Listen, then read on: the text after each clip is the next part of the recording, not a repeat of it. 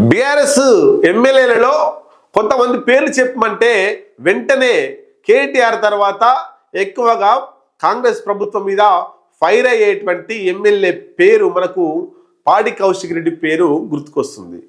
ఆయన ఎన్నికలలో పోటీ చేసేటప్పుడు తన కుటుంబంతో సహా ఏడ్చి ఇక మీరు సంపుకుంటారో సాదుకుంటారో మీ ఇష్టం అని ఏడ్చి సెంటిమెంట్తో గెలిచి నేటి వరకు ఎదురు లేకుండా ముందుకే వెళ్తున్నటువంటి బీఆర్ఎస్ పార్టీ ఎమ్మెల్యే పాడి కౌశిక్ రెడ్డి.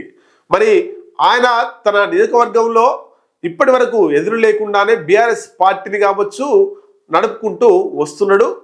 రాష్ట్ర ప్రభుత్వంపై తనదైన శైలిలో కూడా ఆయన ప్రశ్నిస్తూ వస్తున్నాడు. మరి ఇప్పుడు తన నియోజకవర్గంలోనే బీఆర్ఎస్ పార్టీలోనే ముసలం పుట్టిందట.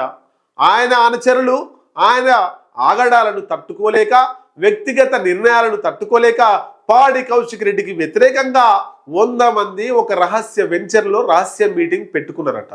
మరి ఏం జరిగింది ఒక్కసారి దీన్ని చదివే ప్రయత్నం చేద్దాం. అయితే జిల్లాలోని హుజరాబాద్ నియోజకవర్గంలో బీఆర్ఎస్ పార్టీలో ముసలం పుట్టింది. ఎమ్మెల్యే పాడి కౌశిక్ రెడ్డి ఒంటెద్దు పోగడలను వ్యవహార శైలిపై స్థానిక నాయకులు కొంతమంది ప్రజాప్రతినిధులు కూడా తిరుగుబావుట ఎగరవేస్తున్నారు.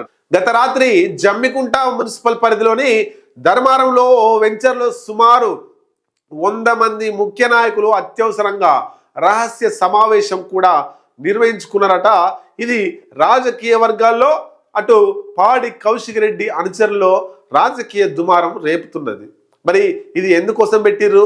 వ్యక్తిగత ఎజెండా కోసమా అని ఒకసారి మనం చూస్తే ఈ సమావేశంలో పాల్గొన్న నాయకులు పలువురు బయట కొంతమంది తెలిసిన వారితో మాట్లాడుతూ ఎమ్మెల్యే పాడి కౌశిక్ రెడ్డితో తీవ్ర స్థాయిలో ధ్వజమెత్తుతున్నారట.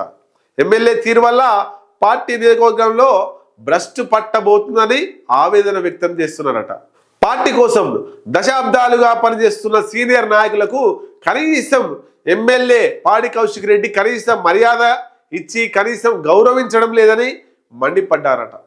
వీరవంక జాతర వంటి తన వ్యక్తిగత వివాదాలను తెరపైకి రుద్దుతున్నారని, కార్యకర్తలను అనవసరంగా పోలీస్ కేసుల పాలు చేస్తున్నారని ఆగ్రహం వ్యక్తం చేశారట. క్షేత్రస్థాయిలో పార్టీని నమ్ముకున్న వారిని గాలికి వదిలేసి తన సొంత ఎజెండా కోసం వాడుకుంటున్నాడు అని మండిపడ్డారు. అందరం కలిసికట్టుగా ఉండి పార్టీని తమ రాజకీయ భవిష్యత్తును కాపాడుకుంటామని తీర్మానం చేసినట్లు కొంతమంది చెబుతున్నారు. కాగా అసమ్మతి గలగం వినిపించిన వారిలో నియోజకవర్గంలోని బీఆర్ఎస్ రాష్ట్ర స్థాయి నేతలు కూడా ఉన్నారట. దీంతో హుజరాబాద్ గులాబీ పార్టీలో ఏం జరగబోతుంది అనేది ఇప్పుడు ఉత్కంఠగా మారింది. మరి ఆయన అంటే బీఆర్ఎస్ పార్టీలో ముసలం పుట్టిన దాన్ని వెంటనే పాడి కౌశిక్ రెడ్డి దాన్ని సెట్ చేసుకుంటాడా, లేదా వాళ్ళ మీద కక్ష సాధింపు ధోరణితో ముందుకు పోతాడా?